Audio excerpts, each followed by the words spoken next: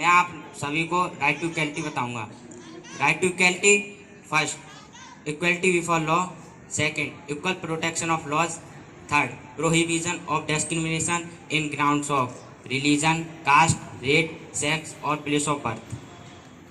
Fourth equal access to shops, wells, walking arts, road etcetera. Fifth equality to opportunity in public employment. 6. Abolition of untouchability. 7. Abolition of title. Thanks.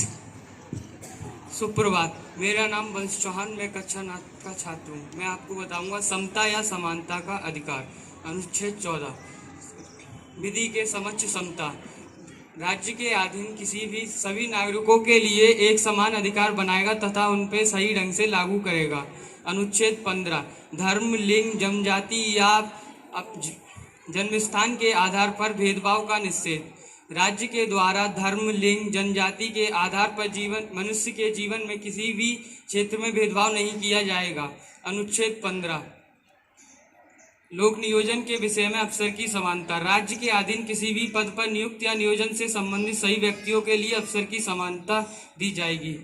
अस्पृश्यता का अंत। अनुच्छेद 16, Right to freedom, protection of right to freedom of speech and expressions from union and association, move freely throughout the territory of India, reside and settle in any part of India, practice any profession or to carry out any occupation, trade or business, right to education, right to life and personal liberty, protection against arrest and detention in certain cases, protection in respect of conviction for offences. Thank you. सुप्रभात, मेरा नाम न्याशा यादव, मैं कक्षा 9 की छात्रा हूँ। स्वतंत्रता का अधिकार। अनुच्छेद 19 से 22।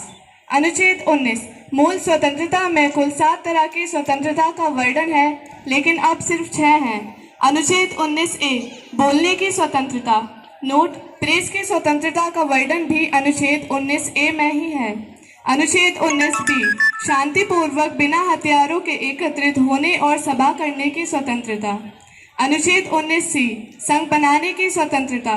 अनुच्छेद 19D, देश के किसी भी क्षेत्र में आवागमन की स्वतंत्रता। अनुच्छेद 19E, देश के किसी भी क्षेत्र में निवास all of you. Myself Pranjal from class 9th. I am here to tell us about some points: right against exploitation and right to freedom of religion. Right against exploitation: prohibition of traffic in human beings and forced labor, prohibition of employment of children in hazard jobs. Right to freedom of religion: promotion of any religious freedom to attend religious instruction or worship in certain educational institutions. Thanks. सुप्रभात, मेरा नाम प्रियांश महेश्वरी, मैं कक्षा 9 का छात्र हूँ। आज मैं आपको कुछ अनुच्छेद के बारे में अवगत कराना चाहूँगा। शोषण के विरुद्ध अधिकार। अनुच्छेद 23 से 24। अनुच्छेद 23, मानव के दुर्व्यापार और बलात् श्रम का प्रतिषेध। इसके द्वारा किसी व्यक्ति की खरीद, बिक्री, बेगारी तथा किसी प्रकार का अन्य जबरदस्ती लिया हुआ श्रम निषिद्ध ठहराया गया है, जिसका उल्लंघन विधि के अनुसार दंडनीय अपराध है। अनुच्छेद 24, बालकों के नियोजन का प्रतिषेध। इसके द्वारा 14 वर्ष से कम आयु वाले किसी भी बच्चे को कारखानों या अन्य किसी जोखिम भरे काम पर नियुक्त नहीं किया जा सकता। Myself Salaf from class 9th. Cultural and educational rights. First, protection of language, culture of minority. Second, rights of minority to establish educational institutions. Right to constitutional remedies. Right to move the courts to issue directions, orders.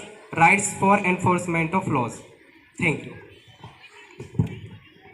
मंच पर आसीन आदरणीय प्रबंधक महोदय जी, प्रधानाचार्य जी, शिक्षकगण एवं प्रांगण में मौजूद समस्त सहपाठियों को मेरा शुभ प्रभात।